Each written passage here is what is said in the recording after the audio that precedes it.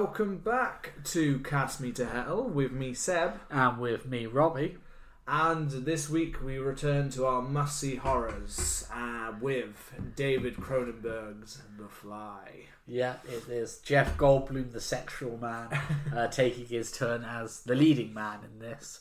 The eccentric Dr. Seth Brundle and his hilarious and kooky adventures with a teleporting machine. I think that's the best way to kind of sum this film up, I think. That's a sum up. Kind of. I mean, one thing I'd definitely say is that I actually kind of forgot when I came into it is that this is oddly kind of like actually quite a like almost a bit like a romance at one point. It kind of felt for me like for quite a big portion of the first half of the film.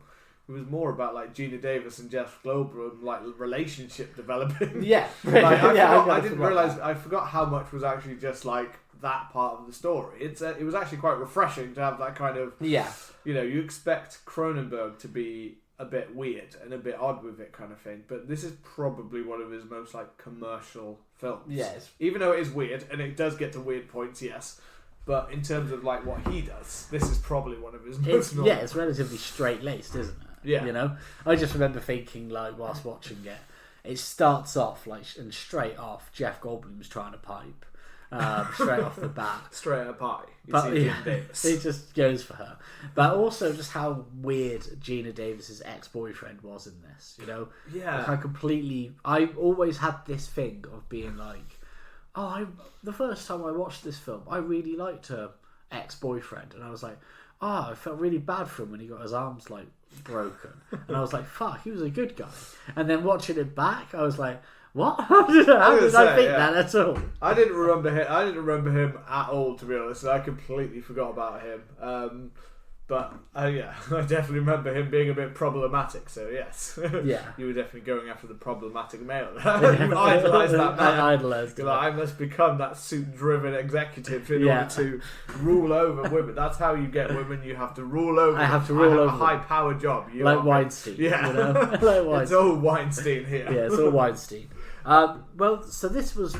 What year was this? This was 1986. 86, so mid-80s kind of. The same time, or very similar time to obviously when we got the remake of The Thing, which we have covered if you want to go and check that out. Cheap plug. But have you ever seen the original Fly? No, that's I was just thinking about that because we've never seen the original. I know the original is quite well received. Obviously, it's of its time, so it's has a part where a guy is dressed up like a fly, more of a literal fly than we've probably even got here, where it's kind of a he's a fly, but he's a weird amalgamation of human and fly and Brundle fly. Well, I've seen just a very much like a man in a suit with pretty much like a paper mache head of a fly, and then one hand is like a pincer kind of thing. I've seen that kind of. It's a Vincent Price film. I know that, and but I know it's also quite well received. Like as a film at the time, it was quite well received, and people still critically look at it because. When we went to look at this poster, obviously we haven't actually scratched it off. No. So we were assuming when we see The Fly, we're thinking the David Cronenberg one, surely more like popular. But I don't know. We could scratch off that poster because if you don't remember, our must-see horrors, all of them are kind of we've taken one poster and we are just working our way through it until we die. Yeah. Because it probably will be that long to get for us through 100 different reviews of these films. But yeah. When we scratch that off, we might have the weird paper mache head. We've done the wrong one. We just delete the episode. We can do. I mean, as I've seen how well reviewed the other one is, I'm sure at some point we'll hit the original. Maybe one. We'll hit some of the classic monster movies. We haven't done too many classic monster movies. To be fair. No, we haven't. I had a thought literally a couple of days ago. Like, what if we end up doing this podcast for like 30 years and we end up covering like every horror film and all we could do is like the new releases it's just like to be fair, have you seen the rate? I mean, it goes porn then horror for line and pumping out. That is so there's a lot of pumping. I think we'll be in good stew. I think the weirder part will be if in 30 years we're still doing it. Maybe. And we're doing it like we last week we reviewed what film am I thinking of? Abigail. We did that, and then suddenly, it would be like a cult classic, the 30th anniversary of Abigail, and we were like, "Fucking hell, we've gone on too long. We've got to do it again. Lived too long. We've got to do it again. This is the cult classic, you know what I mean? Yeah, or something even worse that could fall in line. Terrible. Five Nights at Freddy or something being deemed a classic film of our era. Yeah, Jesus Christ. Yeah. Well, with that, please remember, do hit us a lovely subscription, and please do give us a lovely review, because that means that that gives us fuel to keep going until we are old and grey and eventually do die. One day. It might happen one day, But I don't know. Tell us your thoughts. How long could we keep going? How long can we keep going? How long can we survive for? If you tell us to stop now, we will stop. Yeah, we'll just stop, mate. I will murder Rob. Yeah, just kill me live on air. End it. That'll be the ending of the show. We'll just have a gun held to each other's head, and you'll just hear the pull. This is it. Yeah. So, I mean, one thing that I didn't realise was Howard Shore did the soundtrack for this. Yeah. And obviously, I think he did Videodrome, which is, we were talking, another David Cronenberg.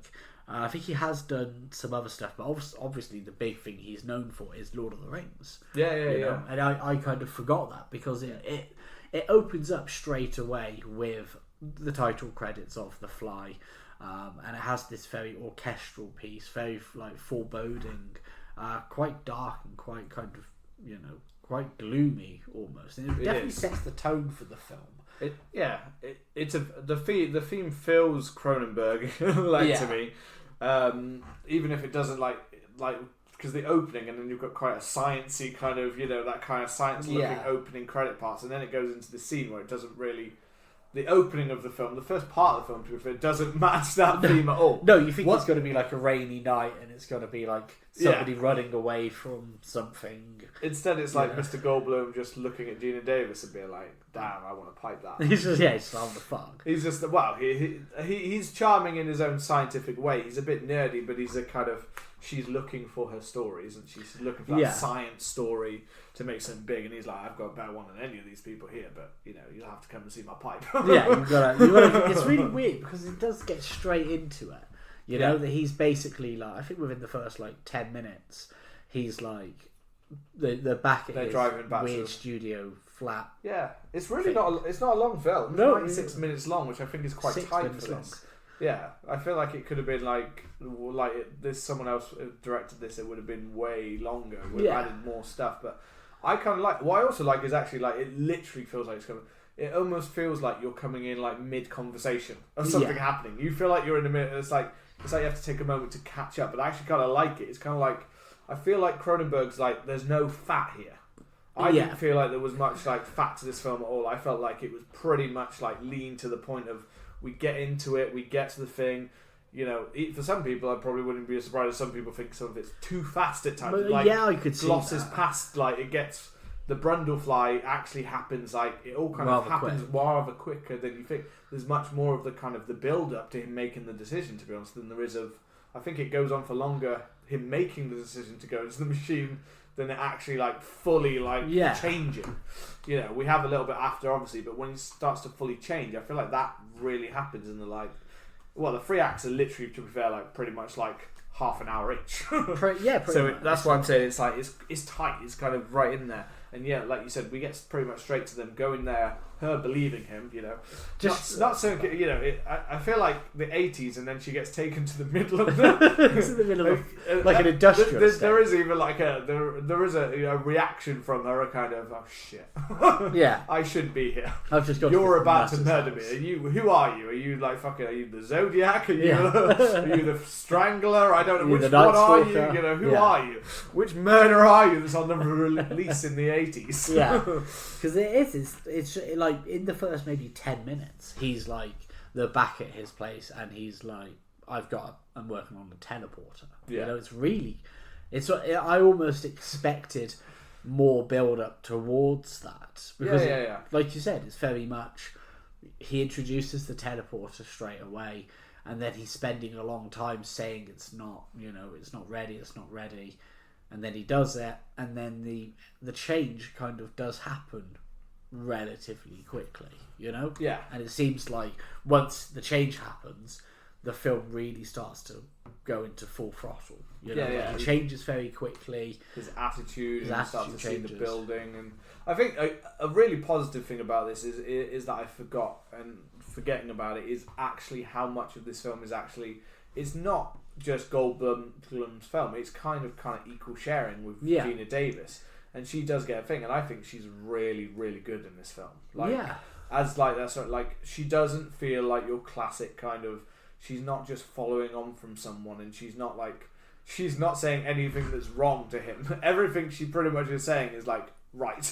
It's like, you should be taking your time. You shouldn't be rushing into this. What are you doing? And all she does is kind of in this film is out of love for his character, for Seth Brundle. The sexual man. The sexual man. And obviously Goldblum is great in this film. Oh, he's class. Right from the beginning. And it's one of those things that you totally believe that, Goldblum is this. You know what I mean? Yeah. Like the same way you believe him in Jurassic Park that he is this dude, the science guy. But there's something about Jeff Goldblum, and I mean, he's somewhat typecast as scientist. Yeah. But, in some ways. But you just totally buy it. You just buy it, yeah. Yeah. But it's also the fact that, although he's got a similar manner, there's Seth Brundle is not the same as Ian Malcolm, which isn't the same as I can't remember who he plays in Independence Day, but again, he's a scientist. He plays Jeff Goldblum. You know what I mean? Like that's not like, but it's like there is a difference. But this one, because it's early Goldblum, he's not quite fully into those mannerisms that somewhat have defined him later on. Yeah, he's got a bit of kook to him, hasn't he? Yeah. Whereas he seems a little bit more vulnerable, a little bit slightly less cocky here than he does later on, when he's pretty much always like a. Yeah, I know better than you. I'm Jeff Goldblum. How dare you? I can strangle you to death, and yet you will be like, I'm Jeff Goldblum. I just do what I want. Yeah. So interestingly enough, I read that they were also considering John Lithgow as the main character. I read Michael Keaton. Which is interesting. Michael Keaton was also... Because they both be fairly different films, I feel. Well, Cronenberg wasn't the first one he was going to direct it. It was Tim Burton originally. So Tim Burton and Michael Keaton would have made sense, but John Lithgow would also have worked. I could see him working. John Lithgow, to be fair, is a very underrated actor. He's very good. Everything he does is normally great. But I feel like either of those two kind of would have lent a different energy to the film. Yeah, definitely. I mean, I can see Michael Keaton more than Lithgow. Lithgow seems more serious in some ways. Yeah. But he is a comedian. He's done lots of comedic roles, and he is quite funny. He just, I don't know. Knowing what he was like at that point, and I know John Lithgow, the only thing I can think of that's from around that time of, I think, the 80s is Santa Claus the movie that he was in. Not the Tim Allen one, the much shittier one that my wife Charlotte absolutely loves. It's like a classic, and I watch it and go, this is terrible. I mean, they're mostly shit. Yeah, it's literally like, I'm sure there's some people cult loving that film. Like, what the fuck are you talking about? But he's in that, and he seemed old even for his age, so I can't imagine him seeming like the kind of younger energy that Goldblum's got here. And even Michael Keaton in the 80s, that was when he was Batman. So, you know what I mean? He just doesn't really match it either. Yeah. And then even the mixture with him and Gina Davis, because Gina Davis appears to be the one that was involved in these projects before even Cronenberg or thing. Like, because I noticed from the previous cancelled one that she was already attached to the idea of The Fly being remade. Yeah. Before then they took it on for Cronenberg to then do it, so she was kind of part of a package deal, I think, to be part of this film. So she kind of got herself in there. It's like, I'm not letting go of The Fly. And she was huge at the time as well. Yeah, she was. This is kind of right on her peak, maybe, or maybe just before the peak. Yeah, I think she was 80s and 90s. Gina Davis was pretty big, and then kind of around 2000s, it's kind of sadly died down a bit. What was that film? It was like Skull Island, or she was involved in one of the biggest flops of all time. I think that kind of tanked her career a little bit, which is a shame because it did. She's a good actress, and she is very beautiful. You know, beautiful woman. Obviously, I mean, Thelma Louise was huge for her, wasn't it? And then she just had loads of ones. I remember this one with like Samuel L. Jackson that she was in, like an action film that I just remember being played all the time. And then apart from that, I just remember being in Stuart Little in 2000, in the early end of the 90s. Yeah, fuck Stuart Little. We officially hate Stuart Little on this podcast. I like Stuart Little. Yeah, but the character. Oh, the character. You can enjoy the film, but the character is banned from Cast Me to Hell. He is an enemy of the state. You know. Rod's attack on Stuart Little. Yes. Yeah, it's one of the top most wanted. Okay. How could you say that? He's voiced by Michael J. Fox. Yeah, he's fine. You can't hate him. No, just the character, man. You hate the book. I hate the book. I hate everything. You hate a mouse. I hate any mice-based characters. Yeah, I hate anything they stand for. Yeah, you're coming for Disney next. Yeah. And yet again, the thing that made me, I don't know how I forgot this, but going back to, because the obviously the big crux of it, like you did say, is this kind of romance film, which is in there, and I guess maybe that goes back to it being kind of like a 50s film, which did have a bit more romance in it when it came to horror, for instance, and I forgot that you get this kind of like love triangle between Mr. Jeff Goldblum and Gina Davis, and then her ex, who is also her boss, and her ex, like I literally put in, her boss is a prick. Borans.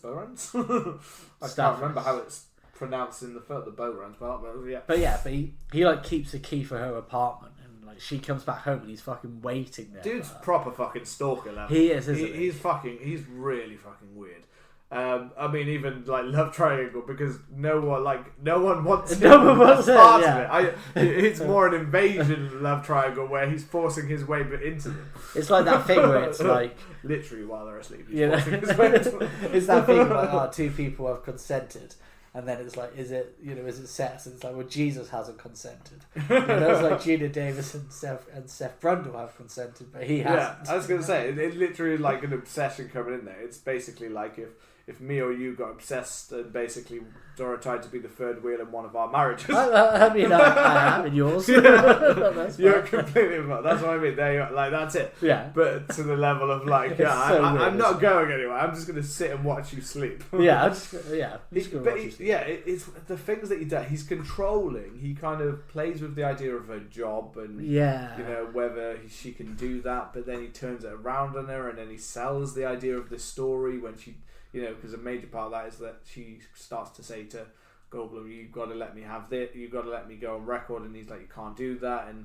And that if she sells, this one story that she's got, it's one story that's kind of been and gone, and he'll be a celebrity for what he's done, but not in a good way, like because it's not ready.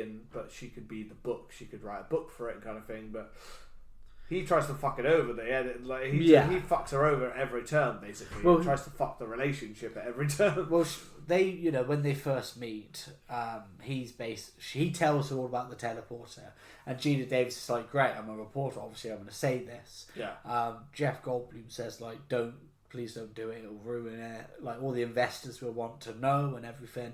And then she goes to her bell end boss, and he's like, "There isn't a story here." And then I think like it's weird because she seems to be aware that he's a bit of an asshole, because she kind of acts like he's a bit of a dick. Yeah, she kind of acts a bit like she doesn't really like him totally, and yet at the same time she constantly goes to him for like advice. Like it's like that's the one part. Like it's like she's still stuck on that chain. You know what I mean? It's the blurred lines of him manipulating her, him being her boss, and then her ex, and also just.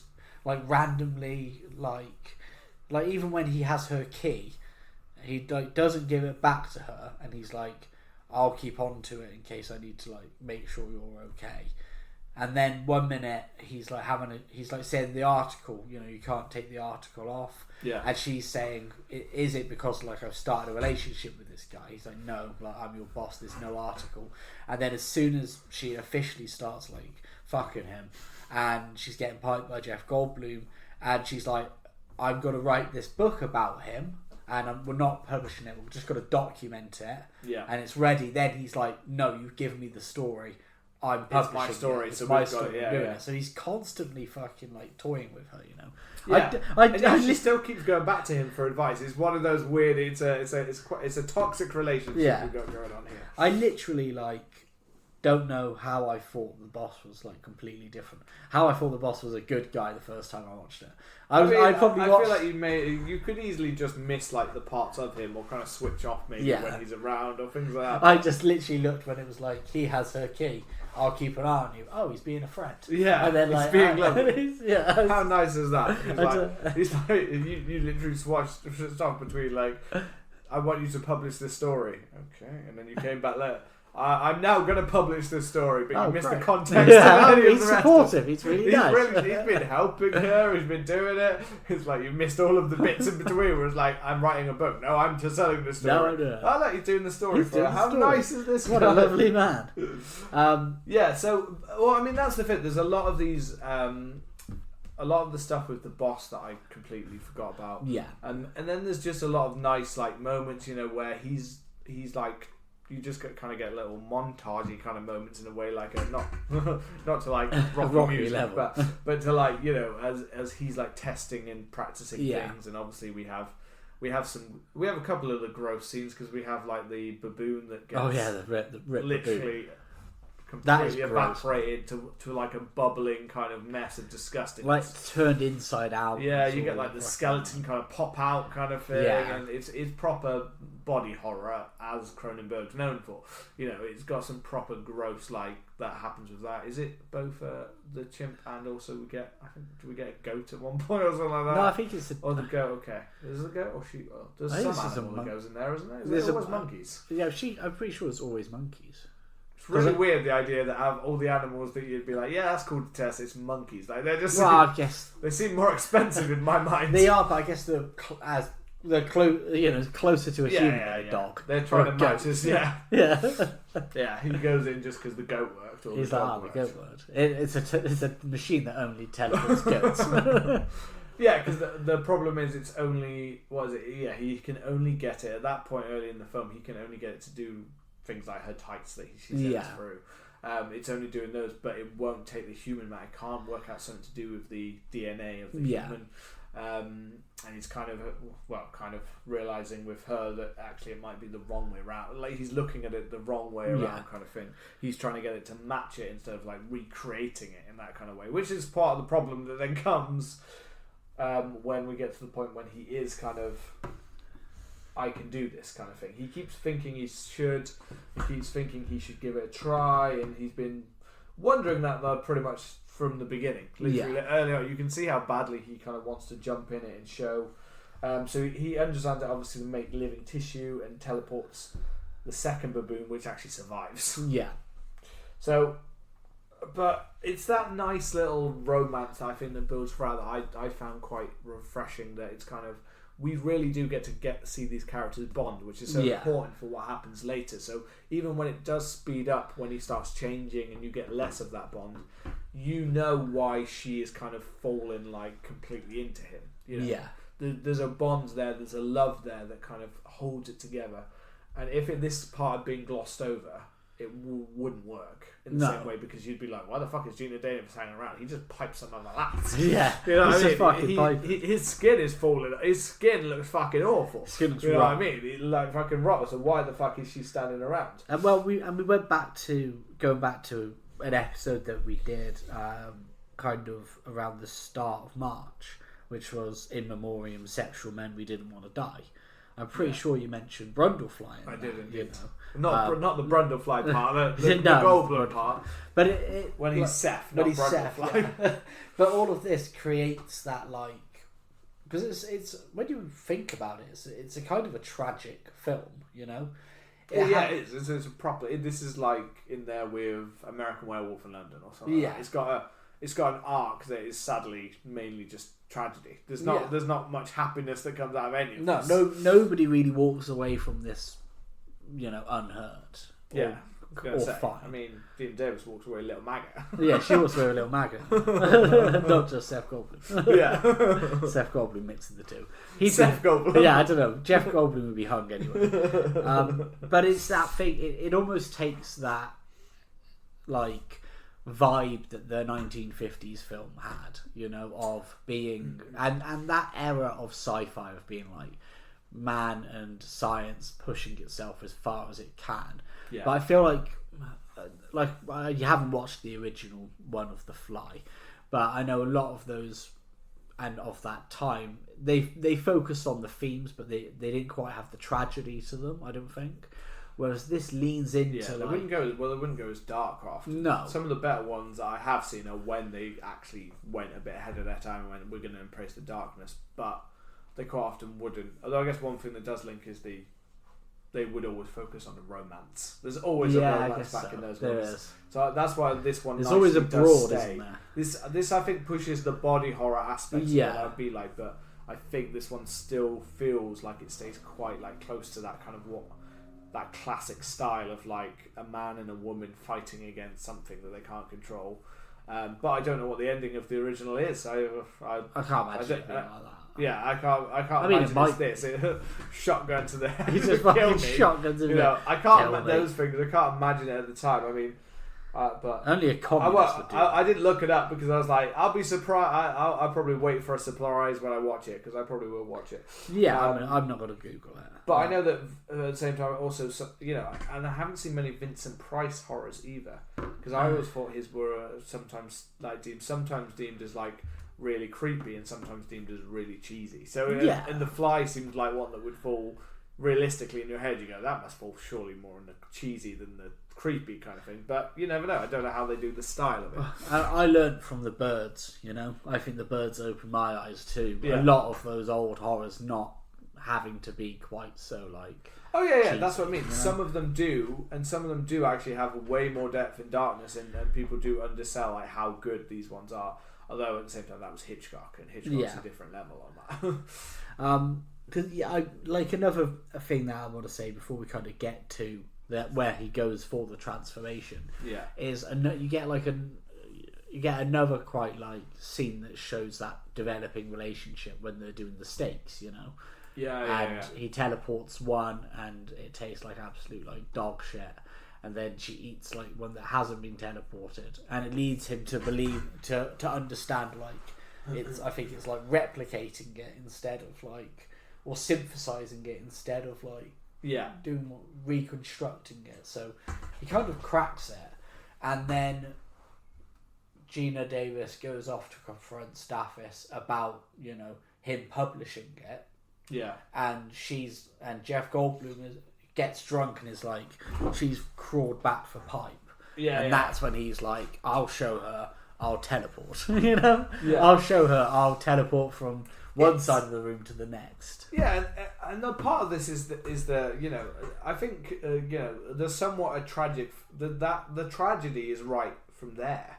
Yeah, because it's that thing of you're like, why are you doing it? The mistake he makes when he just decides, one, it's he's too driven to get this right. And he's got an idea, he thinks he's going to change the world, and he becomes his own worst enemy by letting it drive him. But also he lets his own worst enemy because for a while, although he was doing it, there is a kind of point when it seems like, although he's obviously, he's constantly like thinking about it, so he doesn't seem quite as like full on as he did at the very beginning about it. She has calmed him a little bit. Like he can see like the worth of it, and she's kind of helping his muse, his flame, helping with that kind of helping that thing for him. So the tragedy here is the fact that he does it in such a kind of a stupid act of drunkenness, like a stupid act of revenge because he thinks she's doing something else, like he thinks he may be losing her kind of thing. Yeah, when that's the complete opposite of the desperation. She's actually trying to fight to like help him kind of thing. And just that one, it's just the minuscule thing of that one housefly. That one housefly that you wouldn't even notice, and you probably wouldn't see. I mean, I say that houseflies can be fucking annoying. Yeah, like, when you get the full-on one that's just buzzing around, and you're like, for fuck's sake, what the hell? Like, we had a massive one in our bedroom like a week ago. And Carrie was trying to get it. My cat. My dog Mia tries to get it as well. Like running around like she looks proper like when she like jumps in the air to try and catch it and thinks she's got it and she's like, didn't. She then like goes down like I have failed you. I failed you. She like goes into a proper like depressed mode like oh god, and now the fly is flying around my head and it is taunting me. Carrie just wouldn't stop, and then I was in bed reading, I had my glasses off. And Anna was like, "Can you get the fly?" And I was like, "I don't have my glasses on. Like, I can't even see the fly. How am I going to do this?" So I had to try and best it, and in the end, In the end, it was okay, but we spent like 20 minutes. And that's how Rob killed his wife. Long story short, that's how I killed my wife. He thought he was swatting the fly, but he couldn't see. Should have gone to Specsavers, you know. Now I have heard. This is Cast Me to Hell. One of us is in prison currently. This is the visiting hours. Yeah. Yeah, you don't get that in prison. He's on the run. I'm on the run. Yeah. But yeah, I think this is like 40 minutes into the film as well. Yeah. And you're right, it's kind of the halfway mark. Yeah, you've got, that's what I mean. It's the right thing to do, and it shows that Cronenberg is not just purely about that. He does have a good sense of kind of character and stuff like that. And pacing as well. Yeah, he does. He's not a director, I think, that does overdo it, and he does have a good idea. And if you look at films he's done later and more recently, he's still done weird ones, but he's also done things like A History of Violence, which was a really big character study. Viggo Mortensen. So he does a range of things, and he's not just bottled down to basically Videodrome or Scanners. You know what I mean? Like, which are a bit more weird, a bit more full on sci-fi, a bit more, or the other one I said, which is Breeders, or is it Breeders? Yeah. Is it Breeders? The Brood. The Brood, that's it. The Breeders. The Breeders, yeah. It's a weird film that you've been watching. I watched the knockoff porn version. The knockoff porn version of Breeders. Yeah, The Brood, which are all, very odd, very like, but again, they do normally have quite a focus on the characters driving the story instead of it just being about big events happening kind of thing. Yeah.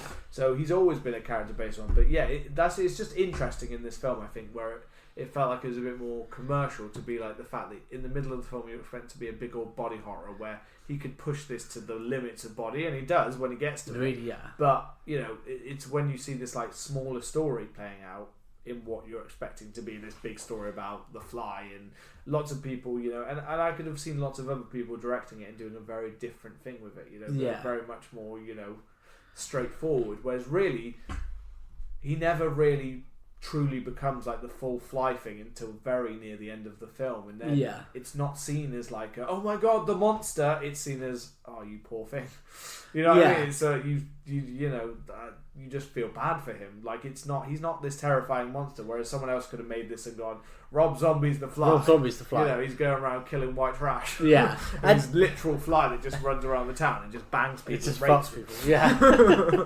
And he's played by Tyler Mane, and his wife's in it. Of course. Well, go back to like the thing about it being very character driven is a lot of the times people think about The Thing, obviously, kind of a similar-ish film where it's it's obviously pushing the limits of body horror. It's adapting a 50s story and basically putting a very modern, updated at the time angle on it. And a lot of the times people talk about the Thing being very small and intimate in its cast, but actually I probably think that this does have a smaller cast, because you only really kind of named characters and characters who talk. You only really get the main three, so Jeff Goldblum, Gina Davis, and Stathis, and then you get the woman that he shags at the bar, and I think you get like the dude who he arm wrestles with. But you don't. It's not like a massive like bar cast. people. Like, he doesn't. Like a lot of background. You don't actually step out of his home, his lab, that often. There's very few scenes that are outside of his apartment. Apparently the cast list is 7. Yeah, that's what I mean. It is, but it's also, this is like, this is a remake, and I again haven't seen the original, but like The Thing, this definitely is deemed as one of the best remakes that's ever been made, alongside The Thing, which is often deemed the best remake I think that was made, because it. But this one I believe is somewhat closer to the original, whereas The Thing was not really that close to the original. It was its own reimagining, and that's why it's so good. And that's normally when remakes are good, though, when they're their own reimagining and their own style, and you've got a director like this who is taking his own vision for it and not just going, I'm going to do this. And it's why I'm glad that Cronenberg did it, and to be honest, why I'm glad that Tim Burton didn't do it. Yeah. Because Tim Burton has a style, absolutely, but he sometimes does kind of stick very closely to what he saw or what was before, and sometimes it's too much. Yeah. He doesn't fully take it his own way. Tim Burton's the best when he takes it his own vision, but in the last however long, for a long time he didn't. Maybe in the 80s he would have nailed this. Maybe yeah. But more recent Tim Burton, and sometimes he leans too much into the kookiness. Yeah. And too much into like, oh, but this worked so well in the original. It's like, yeah, but it doesn't work now. Yeah.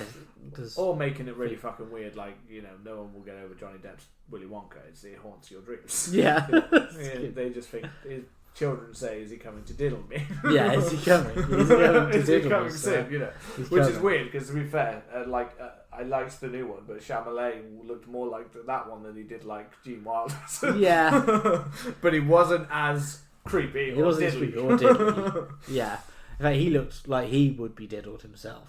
He wasn't the age of diddling from what I saw. So into his into actual the transformation. Yeah. So obviously, the transformation itself is nothing like again, he goes through that, and I guess if you were watching this the first time and had no idea, like, oh my god, there was a fly. Is it going to come out like a giant bulbous fly head, or like The Simpsons, or the original? Like the original. You're expecting this giant, which again, it is such a. This is what makes this reimagined part so good. Yeah, is the fact that it is more about a gene splicing and the fact that your body starts to.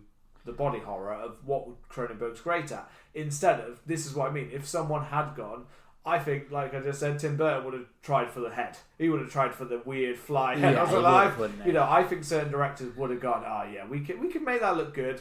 I don't think you can. I don't think you can make a giant fly head look good. He doesn't even, like, by the end of this, he's still not like, he is, but he's like this weird, he's like humanoid kind of fly. thing. He's not trying to be a big fly head that's kind of roaming around and licking its lips and you know what I mean, like it just that just wouldn't translate well into live action, and that's the only thing that holds me back with the original one is the fact that I feel like it was taken out of it. Every time I look at that fly head, would be like, that's paper mache. Yeah, that's what that is. It's just not to modern eyes. Back then, I'm sure paper mache fly head was the most terrifying thing. Oh my god, it's real! Oh my god, people probably just killed themselves in the cinema. Yeah. I can't watch this. Snap their necks. It's just like the most terrifying. Like sticks his somehow his tongue sticks out. I'm like, Jesus Christ, it's real! Jesus, kill me! He's alive! And he just runs and he just gets a fork and puts it like a toaster and just dies. He's just like, there's just some people who can't do it. It's like, oh my god, it's terrifying. But instead we get this, slow burn. Yeah, we get this nice slow burn. When he comes out, he's completely normal. If anything, when he comes out, it's a relatively kind of like attractive process in a way, because he comes out and he comes out like the fucking Terminator. At first, his body's building, isn't it? He's fucking hench. He's confident. He's scratching loads of sugar, which ain't great for you. Yeah, but he's doing like loads of he's doing like some weird handstand on some chair. Oh yeah, he does like a whole hand flip, and then he grabs another thing, which I believe was Goldblum that did all that shit. That wouldn't surprise me. Goldblum, he just because he's quite an athletic dude. Wouldn't surprise me if he spliced with a fly. He got fully into character. This is just a documentary. The one bit I love is the early tease. So at first he's like virile. He's like fucking Gina Davis for like a whole day. Pounding. Just not like they're just like there, like to the point where I gotta be honest, she looks a little bit like she's like, I am done. I've been done for like 2 days. Yeah, I've just been done. Like you're just pounding nothing. I've got no nerves left down there. You're just mashing it. You know what I mean? Just mashing it up. And he's just like, no, I need more. Like he's like virile like a fly, which I didn't know a fly was that virile. Well, just like fucking. But they only live for like. Yeah, that's what I mean. They just got to fit all your fucking in. So that's why I'm saying it's not a good test audience, because if I've only got 24 hours, then I'm fucking. You know what I mean? But at the same time, if you live longer period of time, like Goldblum, then do you have that same vote? Just imagine somebody being like, "Oh, you got 3 days to live." He's like, "I gotta fuck." I'm running. I gotta fuck. I mean, the lines are getting blurred at that point. How much or how that's happening, But it's the hairs. It's the hairs. The first thing, and I really love that. This is what I mean. Like, I really love that it is this slow build and it is these like minimal touches. But like her first notice these hairs that just like at first they look like just kind of standard at first. Yeah. But then, like, when Gina Davis touched them, and you notice that they basically like are like plastic level of like hard. You know what I mean? Like they're kind of flinging flexible, like that little bits, and she's like touching them. And then when she cuts them, and she's literally like, "This won't cut through." It like needs to hit harder. It's just like literally cutting. It's like at that point you're like, "Jesus Christ, he needs to go to a doctor already." And the way like, he's like, when you're cutting them. Yeah. And well, it's weird, but I feel like I felt that cut. You know what I mean? Like that proper, like the way it breaks off. Like it's like, oh fucking hell! Like that's, you know, it's got its own little. That's its own little in its way, and that's just the first little. It's thing the that lead happens. up, isn't it? It's the like the tint that something's going wrong. Yeah. It's like, ooh. I mean, you know? Once Gina Davis is kind of dried out, you know, once she's like literally raw forever, and once he's kind of like, but I need more, and I need more, and then she's not going with it, and she's like, oh, well, stop, you know, I need to do more of this, and you need to go in the machine. You need to go in. I feel so good. You need to fucking teleport. And maybe she would have felt good, you know, but without the thing, but, you know, without a fly inside there, she would have been perfectly fine, and this would still be an amazing invention that would go on to save the world or whatever the hell teleporting. I mean, he'd still have become a fly, wouldn't he? I mean, he'd be stuck either way because he's still the fly. There's no way to do it. There's no way to splice back. He needed to work out how to take that DNA away, but apparently no. It happens too quick for him to fit that, and that's the thing. I think, even though it feels long, the process I don't think is that long, really, of him slowly deteriorating. No, but she's away from him for a while enough that she misses him and is coming back. So she goes because he's insisting she gets in the pod. And then she goes, and then Jeff Goldblum's like, "Fuck it, I'll find somebody who will do it." And that's when he's walking around without a shirt on and a leather jacket, and his face starts to get worse. He's got all these blood. This is the part when you start like. Literally, when he goes into that bar, he's like straight up to the lass, and he's like, "Let's fuck." Some hillbilly guy is like, "Yeah, let's fuck." And she's like, basically, I'm here. I'm that guy's, and he's like, "Well, I can fucking kill him. I can just kill him, take him. I can take him." It's real weird. He's proper like he's like completely confident, but at the same time, you look at his face and you're like, I mean, you're Jeff Goldblum, and you're still somewhat good looking ish here. But your face looks fucking rank. He looks rank. Your skin looks like it's starting to bubble. Your skin is bubbling. You're sweaty as fuck. I feel like, hair greasy as hell. And I feel like that lass should be a bit like, no, I really don't want to go with you. Yeah. You know, and there is a little bit of a somewhat like, I'm not going with you, but he drags her around. He just drags her off and starts pounding. Yeah, no, there's a little bit there of a king, but at the same time, he is mutating into a fly. So his brain is no longer he's no longer quite the Seth Brundle we once knew. Yeah. But this gives us the fucking awesome. This is the one scene. So I remember saying that I'd seen this like on like Channel 5 when I was a kid, and this was the one scene I remember turning on the TV. I didn't know what I was really watching. Dude just like in a bar who looks like a sweaty mess who's getting glasses, you know. He's my idol now. He's your idol, sweaty a young boy kind of like, that's how I get ladies. That's how I get ladies. I look like I'm in heaven. I need to deform my skin, get myself a leather jacket and get a hairy chest, and then just put full on sweat. Have a full on like 2-hour workout, run like a mile. And then break a man's arm. The lasses will just want my bare sweaty smell. It's that natural pheromone. Yeah, you know? It's burning off in your sinuses. You'll love it. And then break a man's arm. You know? And that's what you do too. But yeah, this is the one scene I remember being like, holy shit, what the fuck? I was like, this is like cool, but fucking hell. Like it's just that is. I think it's because they get into that, and you're like, okay, but we don't quite. We know that he's flexible as fuck and stuff like that, but we don't know he's like don't know how strong. Yeah. Although he is, I think he does lift something at one point. It's like he's just lifting it up, kind of thing. Like he has got some good strength to him, but. It's just the level of which his arm breaks. The snap. The full-on bone, tendon, squirt, splat. Like his arm completely just cracks and rips. And it's like, fucking hell. It's such good body horror, again. But it's brutal. Yeah, it's horrid, man. But again, it's also why, you know, he just did that to him. And suddenly, suddenly he's like, and I win.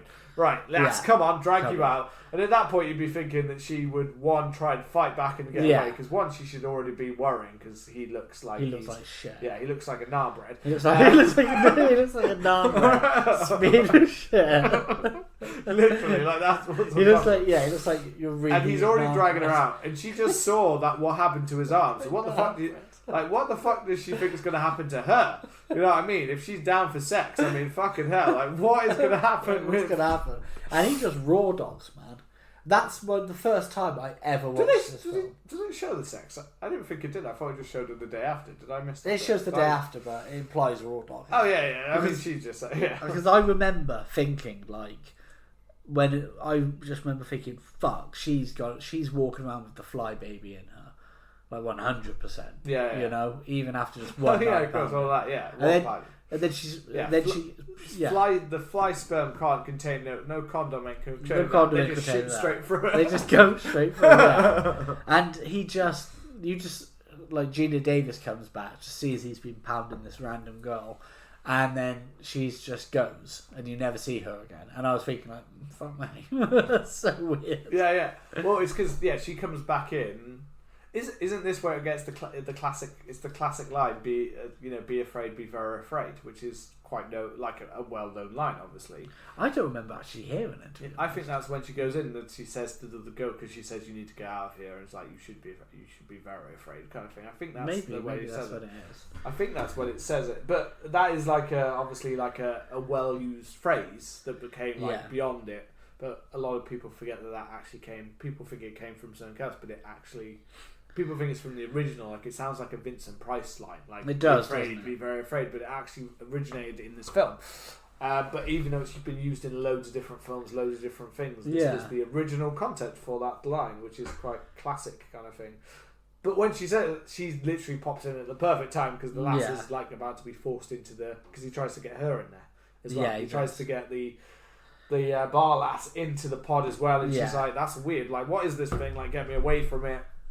I can smell dead baboon. Yeah, it's still dead baboon. You ain't cleaned it out. Yeah. He's like, I don't need to clean out the exit. I just as long as the entrance. The entrance is the one you need to focus on. Yeah. So he's just like, fucking hell. There's still a dead baboon corpse. There's a fucking rotten baboon in there. Yeah. What's this man doing?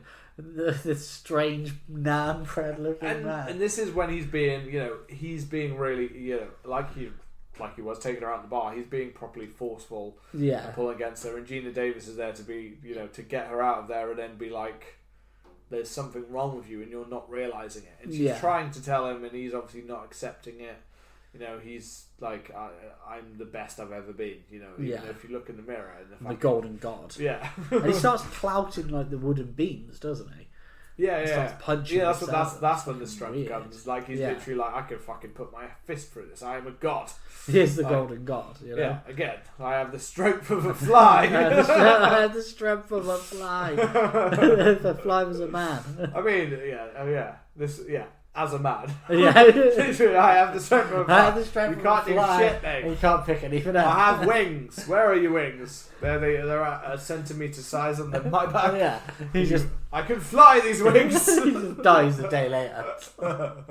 I also think because this is 80s and this is one of Cronenberg's his biggest kind of commercial film I think he'd done at this point. I think I keep thinking about the restraint because I keep thinking of how fucking weird Cronenberg could have gone with some of this shit. Yeah, I wonder how weird he wanted to go. It does make me think how much extra could have gone.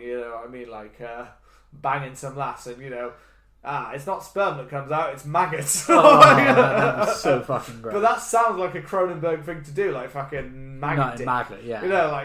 Maggots out your dick. Like that sounds it does, doesn't it? 10 years earlier, he would have totally done that. Yeah, that would have been Cronenberg. But you already get some fucking gross stuff, like when his nails start coming out, and there's he goes fully there once you get to that point. Juice and stuff like that. Yeah. Oh yeah, all the spurt and there's the boils on the skin that you get a bursting one at some point, and it literally, literally it's disgusting. Like the fucking nails is always a fucking thing for a lot of people. Nails is pulling off nails, when I see someone who's like, I did this run and my nail just came off, I was like, fuck, what? Yeah, it's fucking they don't they're like, oh, it's alright, it happens all the time, I run all the time. Then fucking stop!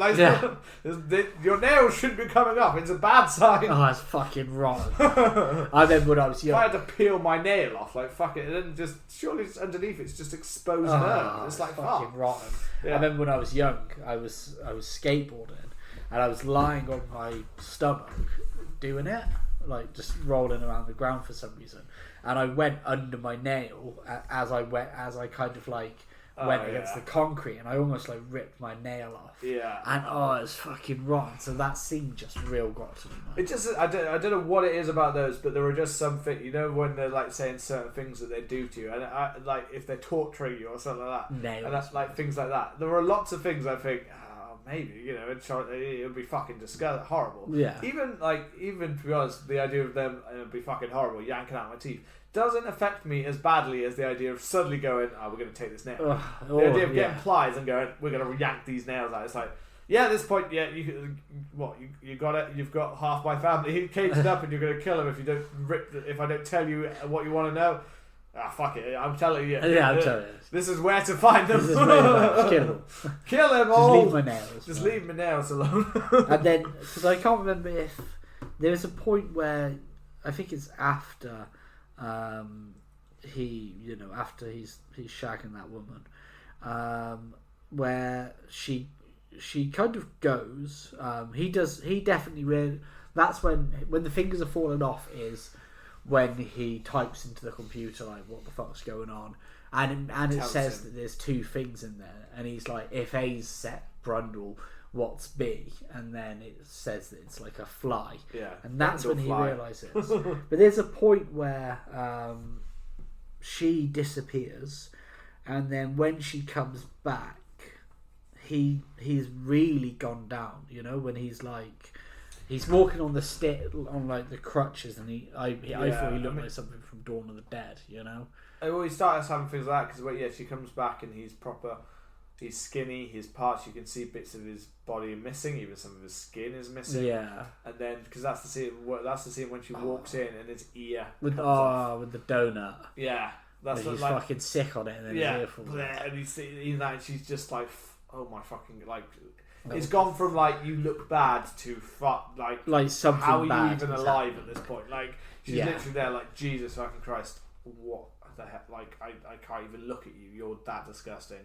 That's so wrong. I think I saw that even Gina Davis was like, most of it didn't disgust me, but that scene where his ear fell off, like it was like, into his hand and like just slides off. Like, here you go. Yeah, it's the vomit. He puts it in his little he keeps it all in his little box as well. He has a little box that he puts all of his fallen off stuff. I can put that back on later. Yeah, I can put my balls in there. Would you have hugged him? Because there's a point. This is what I put in my notes as a question. Because there's a point where he's sick on the donut, and then his ear falls off. Yeah. And when she's like about to go, he's like, he asks for a hug. I mean, no, fuck no. I didn't know. Like, you'd be wondering if he had some kind of fucking skin flesh-eating disease or something. You'd be like, at this point, you would have rung the doctors. You would have rung the hospital the first time. GP. You know what I mean? Yeah, just get on the line. Wait a couple of hours. They'll get back to you on the phone. And you know the receptionist will be like, "Well, what is it?" He's mutated into a fly. Yeah, that's not a GP matter. Yeah, call 111, mate. Call 111. That's not an emergency. That's not an emergency. I'll give you an appointment in like 6 weeks. We can do a Zoom call. We can do a Zoom call. Well, we'll give you some fucking penicillin.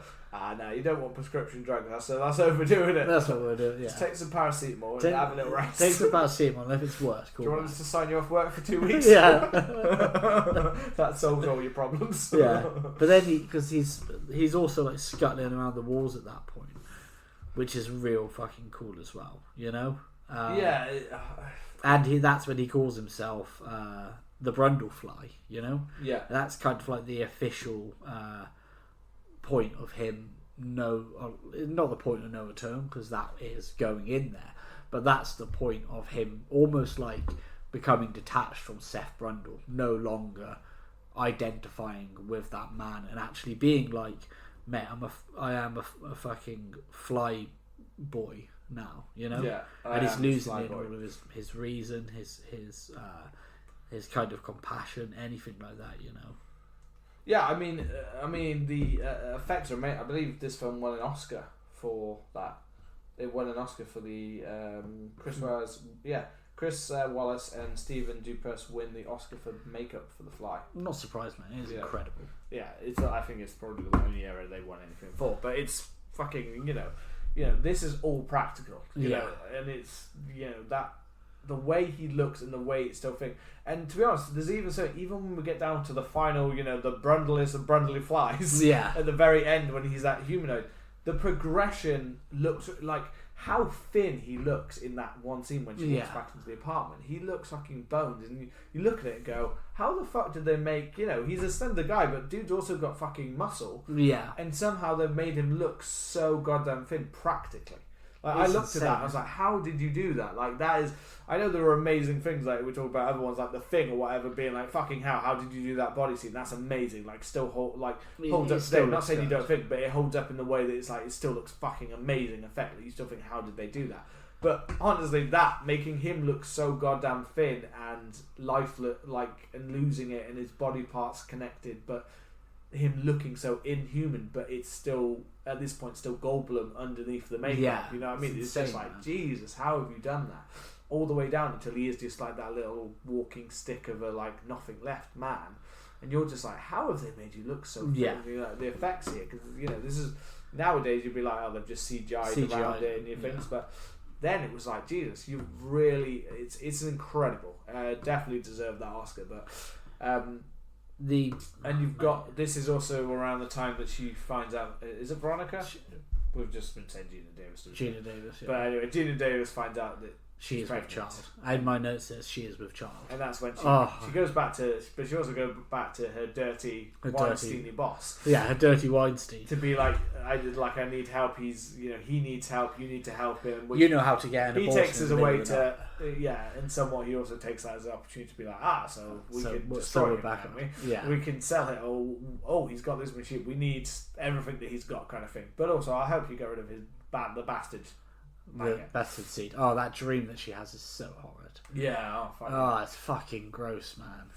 Yeah, that's a proper. I think for some people, that would be a proper, it's terrifying one to watch. The birthing. It is for me. Birthing is still something that just real gets. He doesn't know how it works yet. I don't know how it works. You don't know how. I don't know how she ended up pregnant, and I don't know where the maggot came from. But I didn't like it. It scared me. It was like, surely that maggot should be dropped off by a stork. Yeah, there was no stork in this scene. It's very disappointing. Confusing.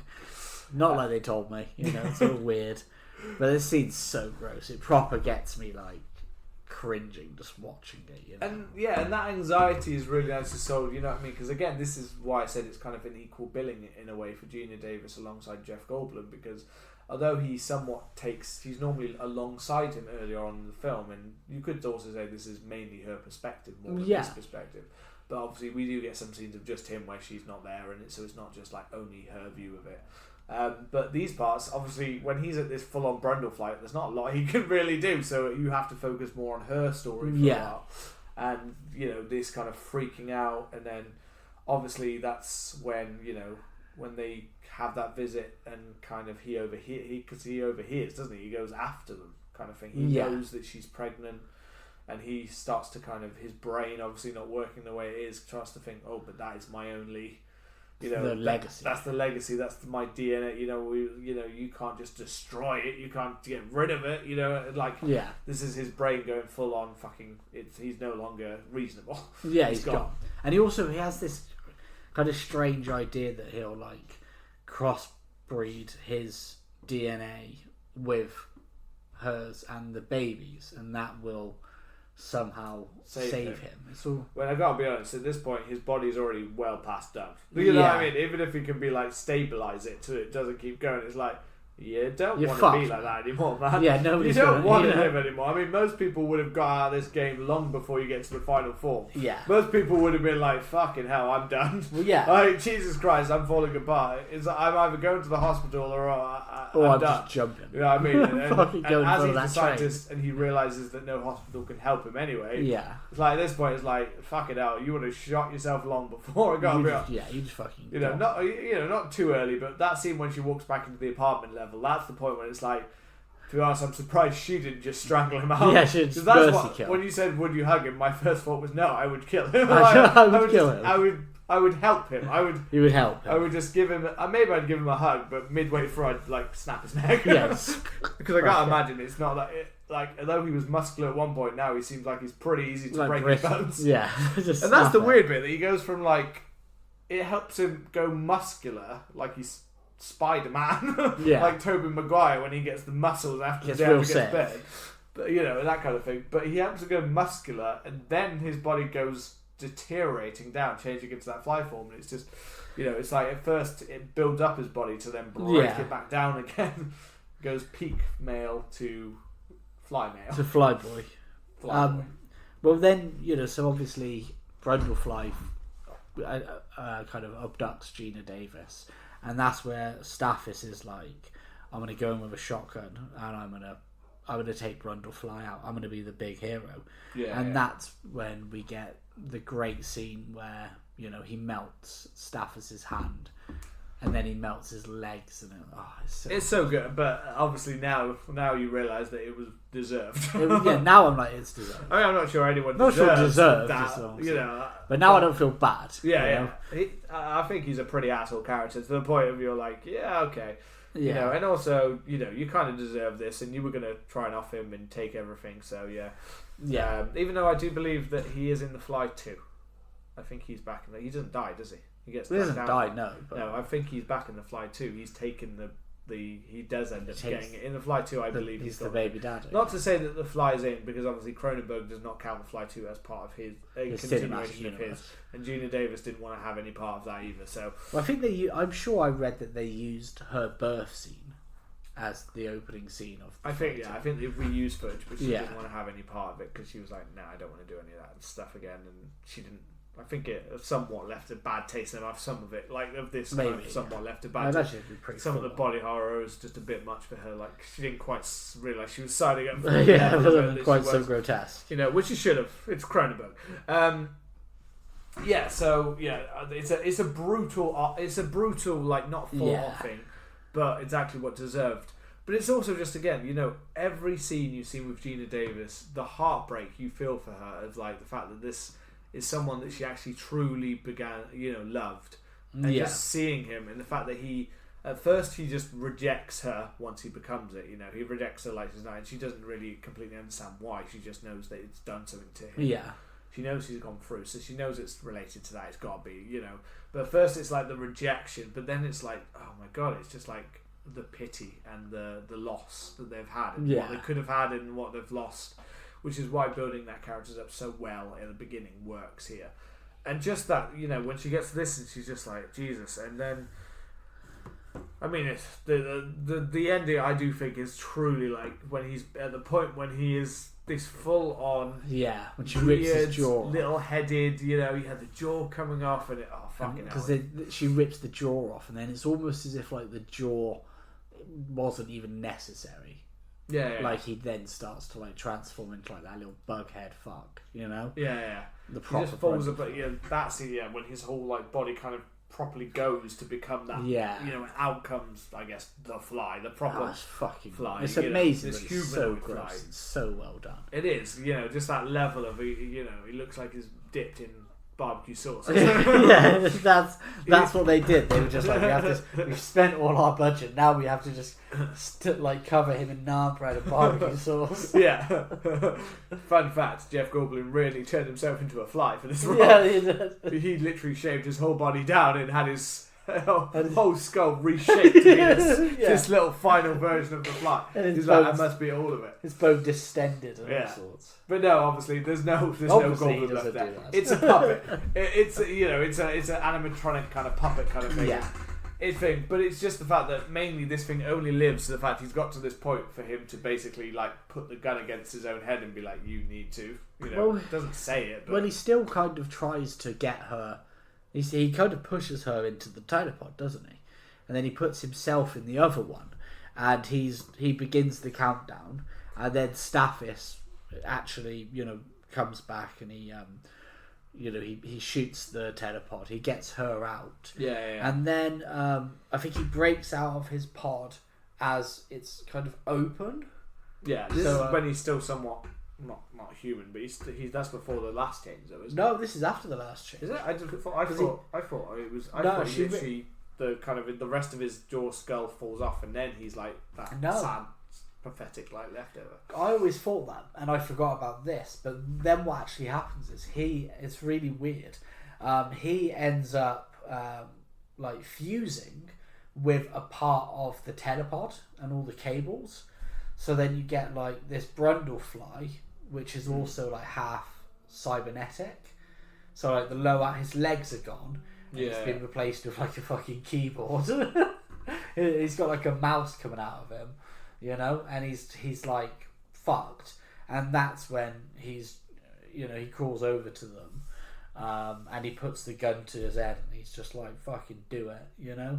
Yeah. But I don't know why I blanked on that part there. I always do as well. Between that bit, I seem to remember the final change. It's only because I keep and I do remember actually the fly getting more action. It seemed like, I guess more because of the design. It looks like it couldn't do much. Yeah, it looks like you'd just be able to swat that bitch down. But not that it's not scary, but it's like in its own kind of horrific way, horrific body form way. But you more think, it doesn't look at the time like it's going to have the power to push people around. You know what I mean? Like, but yeah, I begging her to put him out of his misery is a pretty of a heartbreaking. That's why I compared it with American Werewolf, like that final like shooting him to death at the end when it's like but. You know, I guess the difference is American Werewolf, you thought maybe there's a chance that you could come back from this because you do still go into a human form. But this one, you're like, there's no way. Even then, you know that there's no way. No, there's no way. That's what I mean. But your brain tries to,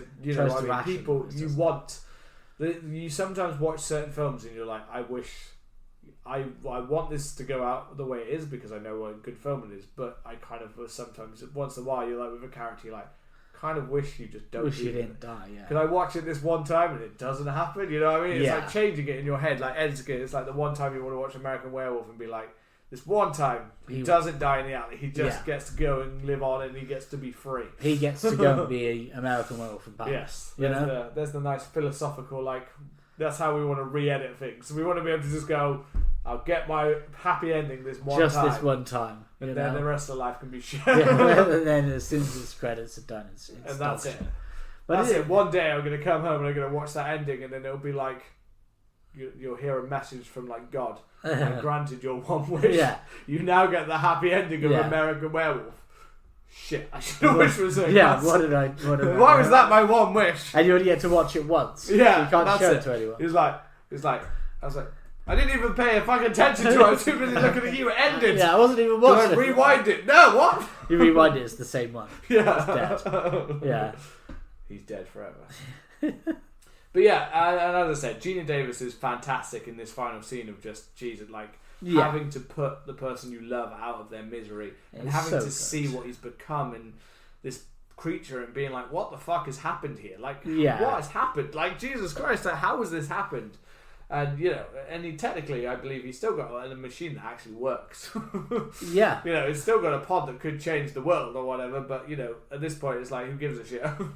He's dead and no one's really going to want to test it because they're going to think they're all going to become that weird thing. Yeah, nobody wants to be it. Yeah, and who's going to take the body? But that's the bit. But it kind of comes to this, and there's a lot of things that could be, unpacked or added onto, or people would have kind of gone a little bit further, like what she does next. But in the classic kind of style, it's just like, that's ends. it. Yeah. It's over, guys. He's dead. Done, mate. Goldblum's dead. There's no film to show now. Yeah, what do we want to show you? Now he's dead. But it's the thing of like nobody comes out of it really a winner, do they? You know? Stathis has his fucking arms and feet melted. Gina Davis is just fucking blown dead and with baby and she's with child. So you don't know what's going to happen with that. Left open. Tawny, the woman from the bar, is probably with child as well. Yeah, also. Dude's got half an arm. Yeah, dude's got half an arm. Somewhere. Yeah, his wanking hand is gone as well. So he's going to be a lefty for the rest of his life. He can't even beat off in fucking comfort. He's going to adapt to that. He has the worst fate of all of them. That truly is the saddest of endings. The saddest of endings. He looks at his hand, his stomach. It's my beating arm. Ends. But it's such a classic, man. It is. I mean, This is actually must-see horror, so we are meant to grade this as thing. It is, and I'm going to consult the social media lounge whilst we discuss. I don't feel like we've really said a bad word against it. I mean, as I said at the beginning, yes, maybe for some people there's more you could delve into. There's more, there's more that people might have liked to have seen the transformation have maybe a little less pace to it and get to see a little bit more of him. But again, it is that one thing, it would be overdone. I think Cronenberg has not only made a remake that is a great film.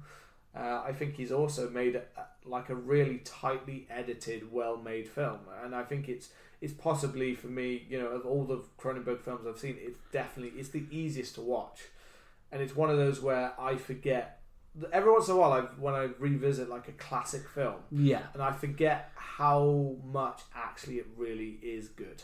You know what I mean? How good it actually really is. It's like. It's like when at university I did The Shining for one of my things for my dissertation, and I'd had to watch parts of those films for ages, and for some reason I got to the point where I was like, this is such a slow film, and then I rewatched it and I was like, this is really pacey, this isn't as slow as I thought it was. Actually, I don't feel like I'm watching a slow, not saying it is meant to be slow in that way the film is, but actually watching it didn't feel slow. Actually, I remember really loving every second. I was like, actually, I didn't realise how much of a classic. It's like it just suddenly clicked in my head, and I think that's what happened last time I watched this. I was like, "This is fucking great." I'm just enjoying this. There's not many parts. There's some people will take question with the boss and with how he acts once he is like a little bit rapey fly at the beginning, like when he first gets his powers. But that's all in context of the film, and it makes sense within context of the film, and would nowadays as well. It would still make sense that. He's not in control of it, kind of thing. So you can get away with anything. It's like being president of the United States. If you're Donald Trump, you can just get away with it. Just shirk responsibility. Grab whatever pussy you want. Grab whatever pussy you want, man. Just shirk responsibility. I didn't expect to go there in this episode. No, but no. How about you? I agree. I think it's such a. A lot is always said, obviously, about the special effects and the body horror of it. Which is, it's pinnacle. It's up there with, with The Thing. It's up there with stuff like that, with just incredible, body horror. But then there are things such as like the performances, which I think are often understated. It's got a really solid cast despite being quite small. The soundtrack is kind of really. I didn't quite expect it maybe to have quite as a big and bombastic soundtrack when it's an 80s film and it's a body horror. You expect it maybe to have a bit more of a sci-fi or a quirky one, but it's got quite a classic kind of monster movie. I feel like it definitely must be inspired by the original. I feel like the original must have a very similar, especially to that opening theme. I feel like that it sounds so classic that it sounds like something that would be in a 50s horror. So I feel like that must have been taken from there. Again, we can't talk about that too much. Maybe when we see that film, we can compare a little bit better. But then it's also, it's also surprisingly tragic. I think you go into it expecting just like, I'm just going to get like a body horror, and maybe we spoke about The Fly too, and maybe that is a bit more what people expected with this film. It's a bit more like he turns into a fly, he kills people, as opposed to it being a slower burn, it being a lot more character driven, and it kind of being about man versus himself and man playing God. Like the themes there are good, and it's. I think is it must-see horror? I think it is straight off the bat. I didn't feel like coming into it there was too much of a question. I mean, there's a reason most people see this as one of Cronenberg's, for some people his best film, kind of thing. Other people would say some of his other stuff, but it's snappy as well. It never feels boring or overstated. It's weird when you say slow burning. You say it's actually like quite quick, but it is like it lets its characters breathe. It lets the story play out, and it only tells the story it needs to tell. It doesn't overcomplicate it, and again, even with characters, it doesn't throw in millions of characters just for the sake, and it also doesn't throw in. This is why this one's very much falls in like it's a sci-fi, but it has horror elements kind of thing. Because it does you know, it really does more focus sometimes on like the science of it and how it's working that way and how it changes him and how it changes people around him. Instead of being like, right, here's the next person he's going to go out and kill because he's become a murderer. And again, it's another way it could have been taken. That's what you expect, you know? Yeah, someone, basically, it's like that. It's like, so he does this, he does it, and he starts becoming this murderous, evil creature that starts hunting people, you know? Yeah. And you could have gone that, you know, that's what you would have got. And I think when I looked at some of the cancelled ones, I think there was some of them were kind of like that. Some of them sounded like they were going to be a bit more action-y kind of thing. It's like Predator. The Fly. The Fly. You know what I mean? Like Fly, Predator. Although at the same time on that, I learned that Cronenberg has an idea for a sequel that he's got an idea for. He was just like, if they let me make it, then I'll make it, kind of thing. So that's kind of interesting that you've got that in there, like that you might want to bring it back together. But I think that was almost 10 years ago that he said that, so I feel like that's dead and gone. Yeah, I feel like he's past that now, as he's quite he's older in age. He's still making films, obviously. I wouldn't be surprised if this got a remake, you know. Yeah, another remake. We're in the Twilight. A Fly, that's what I mean, yeah. It's the Fly in this era. I'm surprised it's gone this long, how they're mining IPs nowadays. Yeah. I'm surprised there isn't, you know, Disney Plus hasn't decided to make a Disney Plus exclusive The Fly or something. Yeah. Gina Davis returns in a partial cameo for like 2 minutes in the middle of a film that has little to do with the original Fly. And Eric Stoltz looks at the camera for a minute and says like, why don't you buzz off? Or something like that, you know, when they ask him something. And then you don't see either of them again. Yeah. And at the end, Jeff Goldblum makes an appearance, even though he shouldn't make an appearance. It's like a flashback. That's the after credit sequence. Yeah. It's like I'm still alive. He steps out. I got this. I want to build a team. Yeah, it's like I want to build a team. This is like a team of flies. How are you alive? Doesn't I had maggots. Yeah, I had maggots. But yeah, no, yeah. I think it's just a great film, and it's snappy. It never felt boring, and it moved at a pace whilst a steady enough pace that you never felt kind of bored, or that the film was running out of steam, or that there were particular filler scenes.